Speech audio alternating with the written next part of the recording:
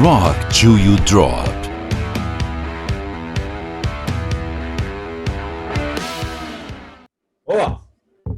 Tudo bem? Vamos começar mais um Rock Till You Drop.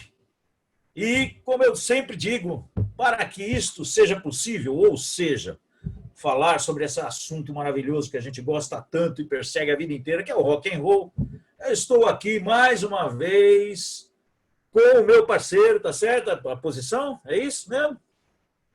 Meu parceiro aqui, ó, Gustavo Pereira, que é a nossa enciclopédia aqui de plantão do rock and roll, qualquer assunto, praticamente muitas bandas, ele conhece tudo e pode falar de qualquer assunto sobre rock and roll, por isso ele está aqui. E hoje, a mãozinha aqui já está dizendo que nós vamos falar de heavy metal. Isso, vamos falar do bom e velho heavy metal. Ele mesmo. Eu queria dizer para vocês também que não tem convidado aqui embaixo, não tem convidado em cima. Vocês estão vendo, cadê o convidado? Porque os últimos Rock Till You Drop que a gente tem feito, sempre tem um convidado aqui embaixo, né? Falando aqui. Hoje o convidado... Nem sempre. Teve uma vez que não teve. O primeiro lá do Status Quo também não teve. Por que não teve? O primeiro não teve e esse também não tem. Porque o convidado especialista é esse cara aqui, ó. O Gustavo Pereira, que é um cara que conhece muito de Saxon, sabe bastante coisa da banda, é um fã da banda, baita fã, e eu fiquei fã por causa dele. Uma vez daqui a pouco a gente conta essa história, mas ele que me apresentou a banda, eu tive o prazer de ver o primeiro show que os caras, né, aqui no Brasil, né? Foi. O primeiro show que os caras vieram aqui pela primeira vez, eu estava lá e é uma coisa impressionante. Então, sem mais, vamos ao assunto de hoje, que é a banda Saxon, banda inglesa Saxon. Gustavo Pereira, com a palavra. Pois vamos começar por onde, Gustavo? Fernando Sauro, é uma honra falar do Saxon. É que nem você falou agora há pouco. Hoje realmente é heavy metal o assunto. O Saxon, ele é uma banda que é uma breve introdução, né? Todo mundo conhece o Saxon, mas o Saxon é uma banda daquelas que a gente não consegue entender por que ela não atingiu o patamar de sucesso que outras bandas contemporâneas do Saxon conseguiram. Tipo Iron Maiden. Então, o Saxon é uma banda que assim, ele tem várias características interessantes, mas eu acho que o mais importante do Saxon é que ele mostra, apesar de ser um pouco clichê isso, né? Ele fala um pouco da perseverança, né? Porque o Saxon foi criado, ele começou lá na década de 70. O Saxon não é uma banda dos anos 80, é uma banda dos anos 70. E tem uma pessoa muito importante nisso, que é quem fez a chamada no nosso programa. O Paul Quinn é o fundador da banda Saxon. Eu gostaria, neste momento, antes de você continuar, então, nós tivemos duas chamadas, certo?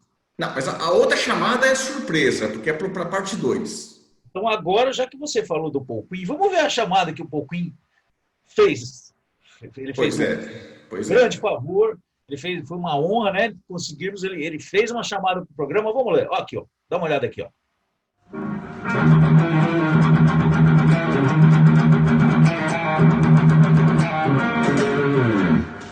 Hello to metal fans in Brazil, Falcon of Saxon here, inviting you to watch the new Rock Till You Drop, produced and presented by Gustavo and Fernando.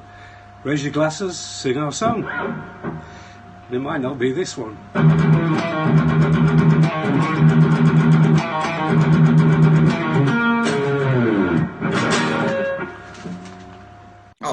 Não é sensacional isso? Demais, né? Esse riff aí, hein? Então, nós estamos falando do fundador do Saxon. Não foi o Biff Bifford que fundou o Saxon, foi o Paul Quinn que fundou o Saxon. Paul Quinn é o primeiro integrante da banda, lá nos anos 70, e ele chamou o Biff logo em seguida para fazer parte da banda. O Biff é o segundo integrante, eles são da primeira formação, os dois são. Mas o que acontece é o seguinte, o Saxon é uma banda que demorou para pegar. Se você vê a história do Iron Maiden, ou vê a história de bandas similares, ou até um pouquinho depois, quando entrou o thrash metal, o Anthrax, o próprio Metallica, todo esse pessoal começou muito novo, com 17, 18, 19 anos, estava explodindo. né? O pessoal com 20 anos de idade já estava gravando o segundo disco, alguma coisa assim. O Saxon demorou. O Saxon, eles estavam perto dos 30 anos quando a banda conseguiu uma gravadora, né? Mas a história do Saxon começa com o Paul Quinn, lá na Inglaterra. Ele tocava em uma banda cover, por incrível que pareça, ele tocava material daquela banda Chicago. Olha, Você vê, nada a nada a ver ver com o som também, hein? Pois Nada a ver com é. o som que viria depois, né? Então, ele era especializado nisso. A banda dele era fazer cover desse tipo de rock.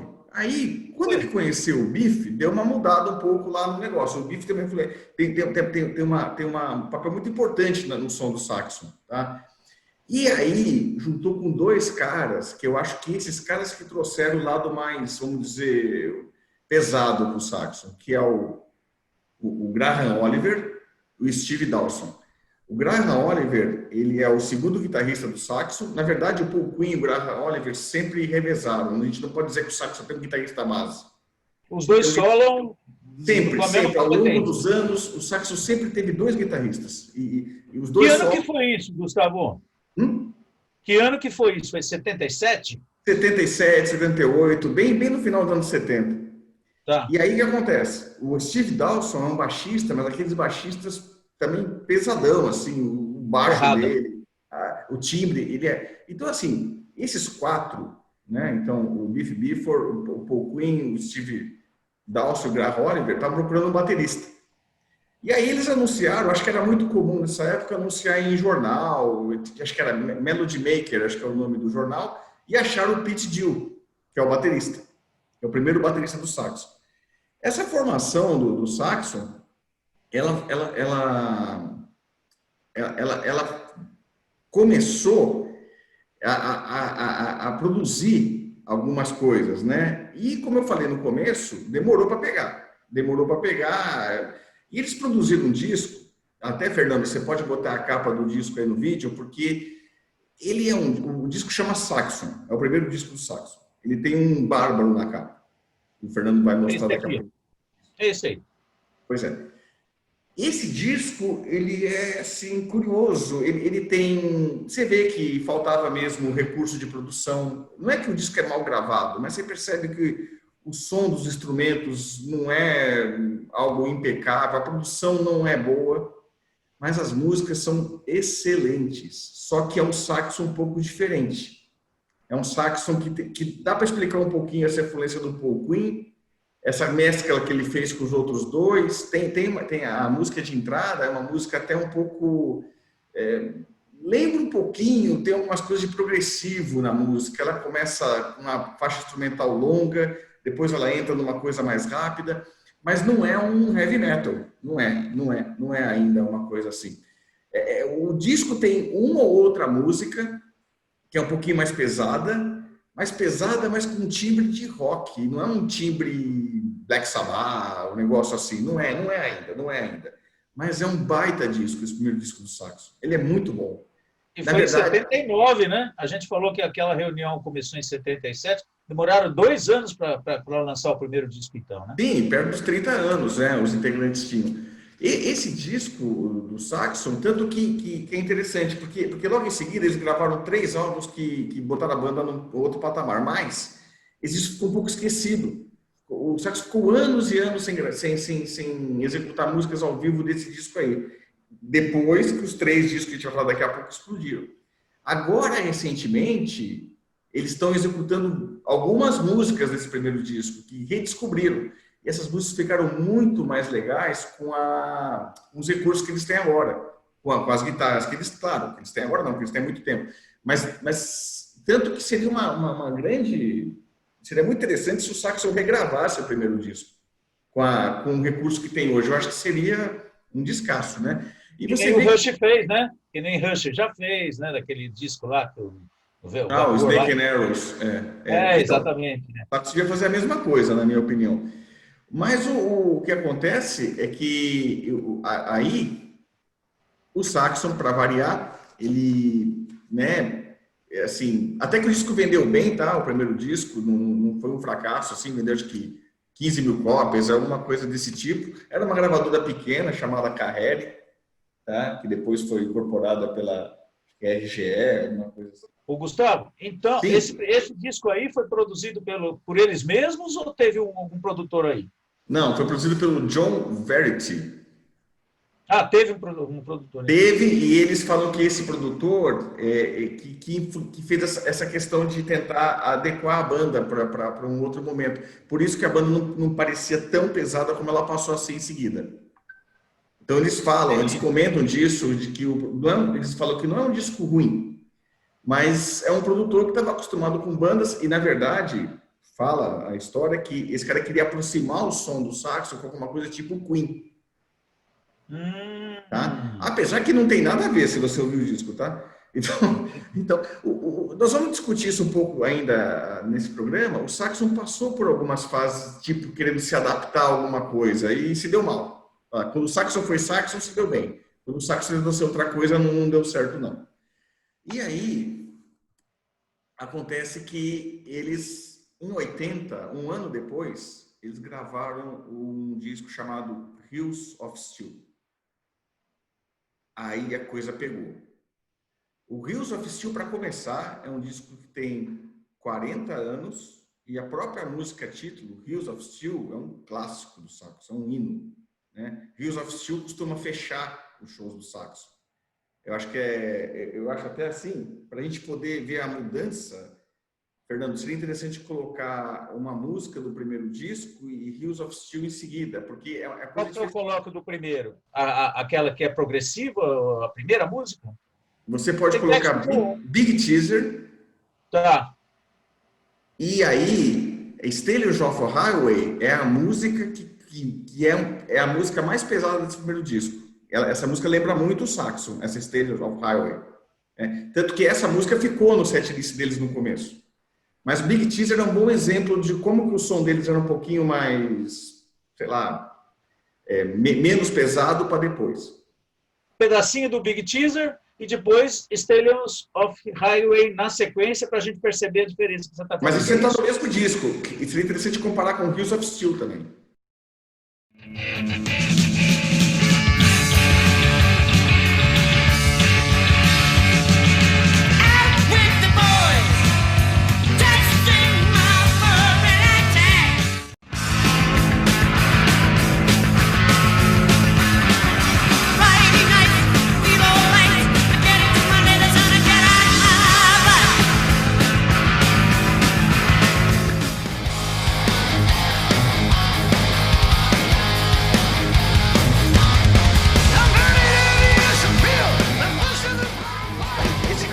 Saxon, ele vendeu razoavelmente bem, 15 mil cópias. Tinha a questão do produtor que a gente falou, que era um cara mais viesado para bandas. E essa gravadora pequena deles, que era a Carrere, é uma divisão da EMI. Tá? E a EMI pensou, bota esses caras para fora, porque não deu certo. O Saxon perdeu o emprego, vamos dizer assim. Mas teve um produtor chamado Peter Hinton que falou, não, a banda merece uma segunda chance. E aí, eles entraram no estúdio, só o cara falou, olha, essa é a última chance de vocês. Eu vou prender vocês no estúdio, não tem cerveja, não tem mulheres, não tem farra. É para tocar e fazer o que melhor que vocês puderem fazer aí. Aí eles gravaram o Hills of Steel. O Biff até fala, que talvez pelo cara ser tão severo com eles, por isso que o álbum saiu tão bom. Tá? E aí eu quero falar para você, Fernando, vê aí a lista das músicas do Hills of Steel, só para ter uma noção. Deve ter umas 4 ou 5 que fazem parte do setlist do saxo até hoje. Começa com Motorcycle Man, por exemplo. Pois é, clássico. Stand Up and Be Counted. Também a música de 747, né? Strangers in the Night. 747, Strangers in the Night, clássico. Né? Wheels of Steel, a própria, né? Wheels of Steel. Freeway Mad. Freeway Mad. See the Light Shining. Sim. Street Fighting Gang. Ok. Suzy Hold On. E Machine Gun. Ok. Esse disco, ele tem, por exemplo, Suzy Hold On é uma música mais... É típica do saxo também, porque é uma batida mais leve O Saxon fez várias músicas nessa linha do Suzy Hold On, só que ela não é uma música pesada. Outras músicas desse disco, Motorcycle Man é uma música rápida. Você falou agora há pouco também da... Da Pendicada, 747, Stranger in the Night. Então, isso aí também é uma... E aí se vê uma fórmula, porque essas músicas, o 747 tem uma outra no disco seguinte, no Strong Arm of the Law, todas elas parece que nos próximos 3 discos do Saxon eles estão seguindo uma fórmula. As músicas não é que são parecidas, mas tem a pegada parecida, a construção das músicas é muito parecida. Então, pô, acertamos a fórmula. Tanto que o Saxon gravou 3 discos em 20 meses. Porque 3. O próximo é de 80 também, né? O próximo também. E o Daniel Leather também é 81, é por ali. Então, o que acontece? O Saxon virou, né? De repente, eles viraram, né? Como a gente fala, né? Uma usina de músicas, né? Então, assim, se a gente for escolher alguma coisa do Hills of Steel, a gente já tocou um trechinho do Hills of Steel. Mas, se você tem músicas nesse disco, se você pegar, por exemplo, o Motorcycle Man, tem 500 versões não, né? Essa música aparece em vários discos ao vivo, em quase todas as coletâneas do Saxon. Eu acho que vale a pena também a gente tocar um trechinho do Motorcycle Man. Se tiver uma versão ao vivo, melhor ainda aí. Vamos lá, tô ligando a moto aqui. Bom.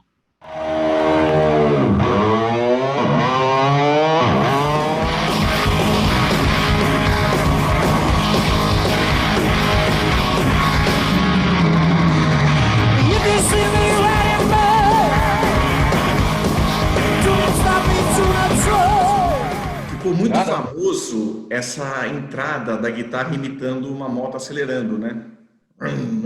No primeiro disco ao vivo do Saxon, The Eagle Has Landed, parte 1, a música começa, né? Então, e aí? Então, assim, é a mesma formação do primeiro disco, só com uma pegada totalmente diferente e abrindo o caminho para o Saxon, né? Nesse ano de 1980, nessa transição de 80, 81, a indústria musical estava chamando atenção para algumas bandas aí.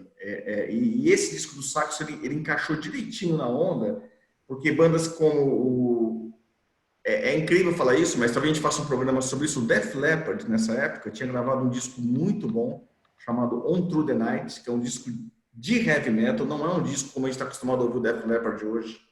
E o Def Leppard estava emendando o segundo disco, High and Dry, que para mim, é um dos melhores discos que tem de heavy metal, apesar de parecer estranho associar o Def Leppard a heavy metal, mas o On Through the Night e o High and Dry são grandes discos do Def Leppard.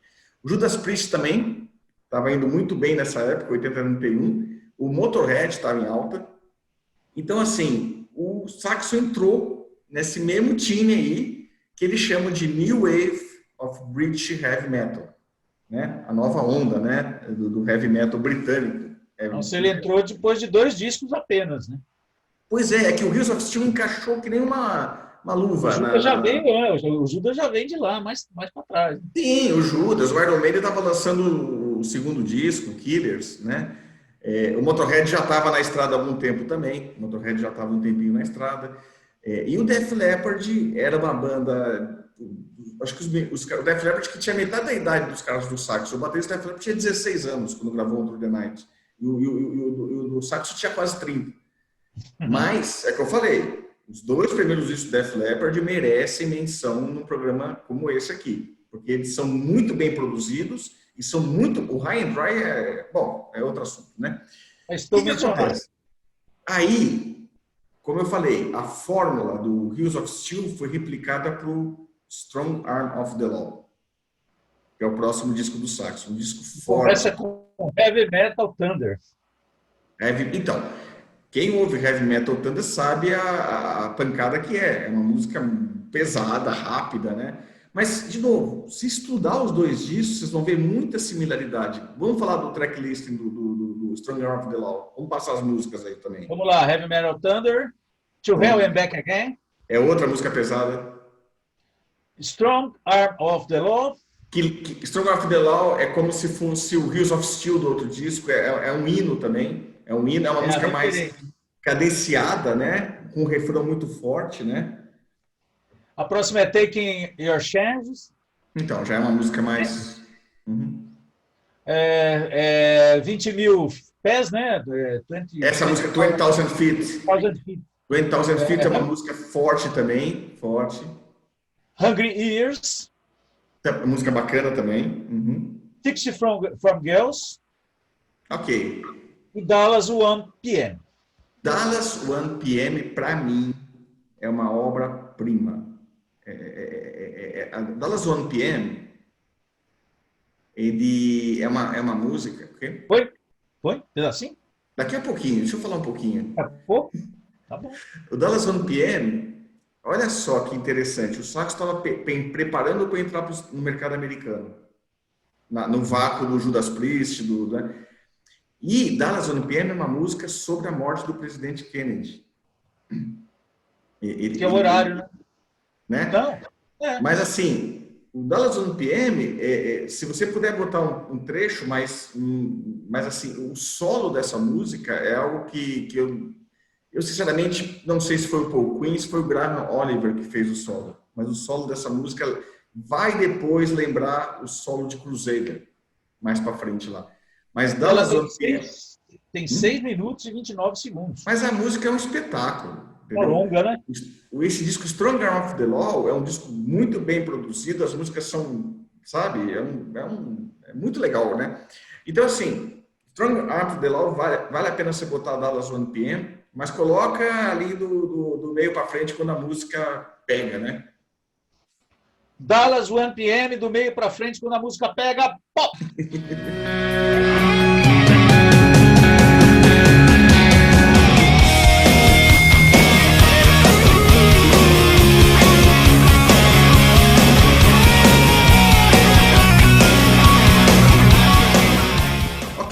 Strong Arm of the Law colocou o saxo, então, como uma das referências do heavy metal na Europa, né? Botou ele no time lá, e eles foram fazer uma turnê nos Estados Unidos.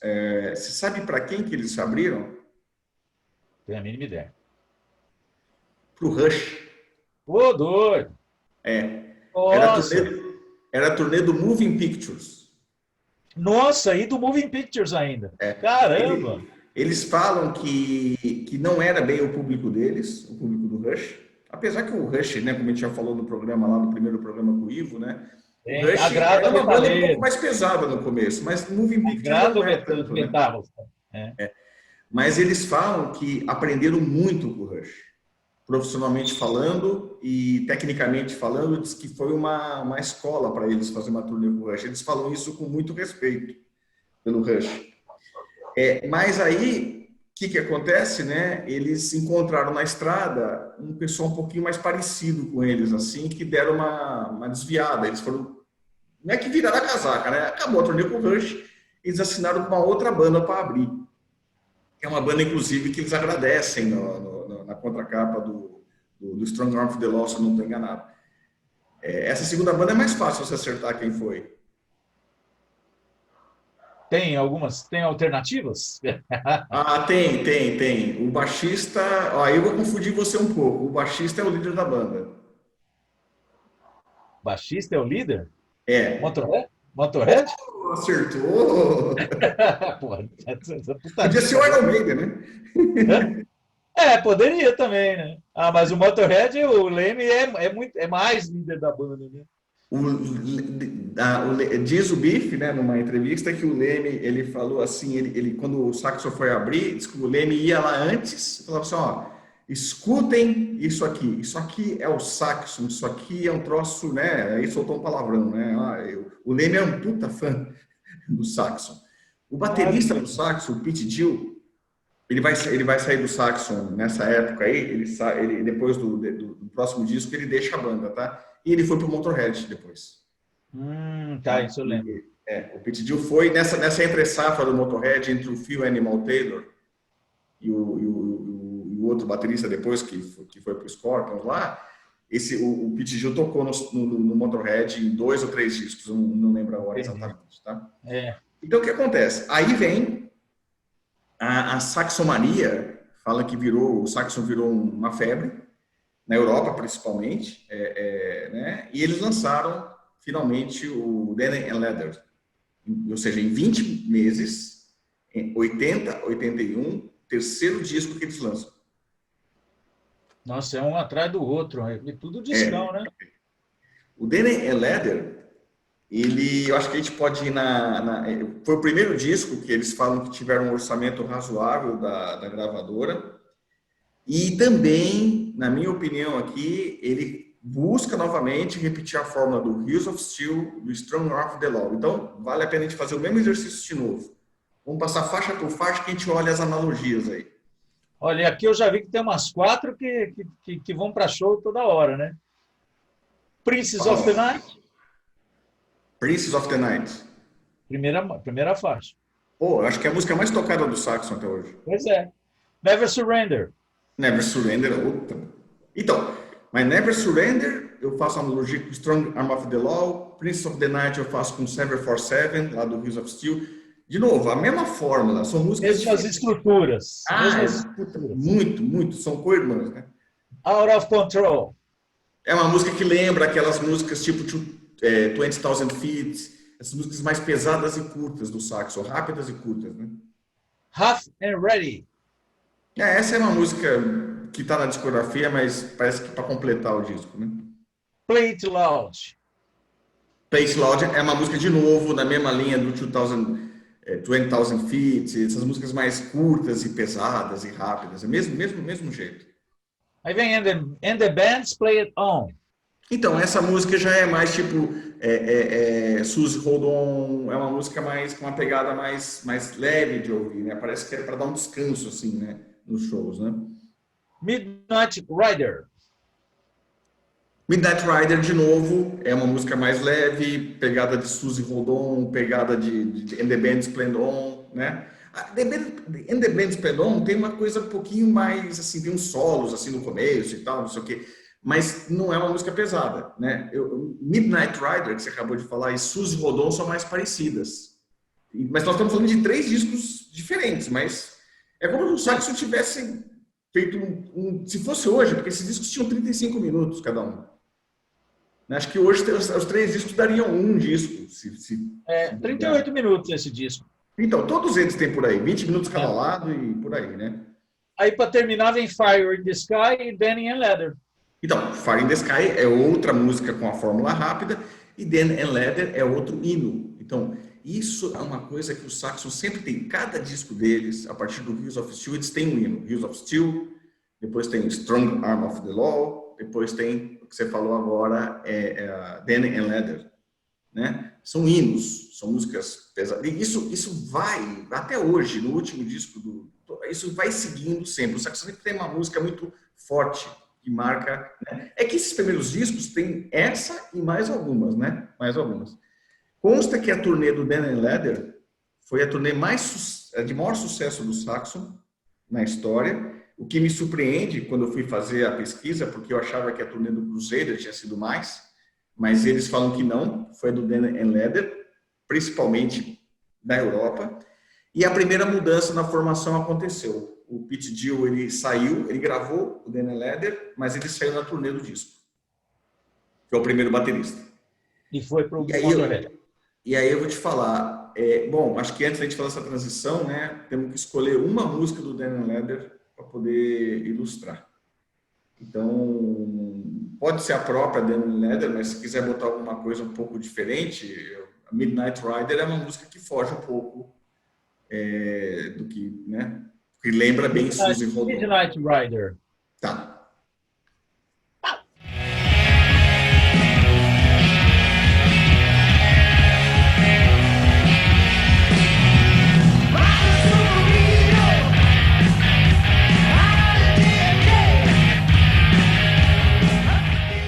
Ok? Bom, então o que acontece?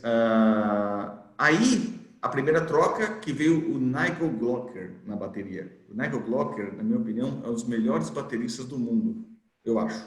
Eu acho que ele, claro que ele também já está, né, são 40 anos de carreira, mas eu, assim, né, eu desconheço, nós já vimos ao vivo.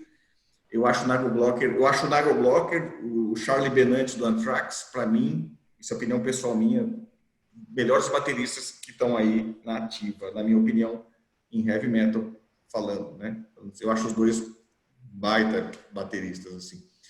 E o Saxon estava abrindo para o Ozzy nessa época aí.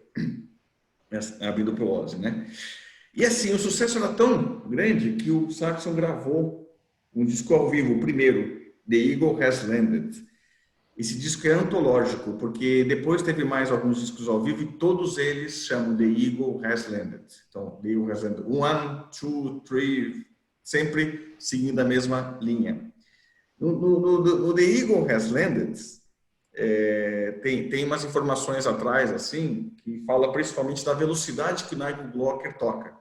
Porque quando você ouve The Eagle Has Landed, todas as músicas que não foram originalmente gravadas pelo Nigel Glocker foram repaginadas, tocando ao vivo. O The Eagle Has Landed não tem nenhuma música do primeiro disco do Saxon. Eles têm Motorcycle Man, 747, Strangers in the Night, Princes of the Night, Strong Arm of the Law, Heavy Metal Thunder, 20,000 Feet, Hills of Steel, Never Surrender, Fire in the Sky, Machine Gun. Saiu uma versão depois, porque essa versão é de 82, né? Essa que a gente falou agora. Saiu depois uma versão, em 2006, que incluíram Frozen Rainbow. Então, pelo que dá para entender da história, eles tocavam Frozen Rainbow naquela época, do primeiro disco, em shows. Mas não saiu na primeira versão, porque na época do vinil não dava para botar muita coisa. E o disco do Saxon saiu um álbum simples, não foi um álbum duplo, ao vivo, como algumas bandas costumavam lançar, né? Naquela época lá. Então, esse disco ao vivo, acho que é um dos que eu mais toquei no meu toca-disco, porque assim, era legal ouvir as músicas do Saxon repaginadas, e ao vivo era melhor que no estúdio, mas bem melhor, né? Então, é um disco ao vivo, assim, que ele sempre aparece aí como os discos ao vivo mais, né? Acho que faltou um pouco mais, se tivesse feito um duplo, acho que nem sei se tinha repertório para tudo isso, né? Mas o The Eagle Has Landed marcou, então, o Nigel Glocker, ele entrou na banda, ele regravou as músicas, e aí o Saxon, pela primeira vez, deu um hiato, né? Ele não gravou um disco de estúdio em 82. Ele ficou aí quase 2 anos sem gravar um disco.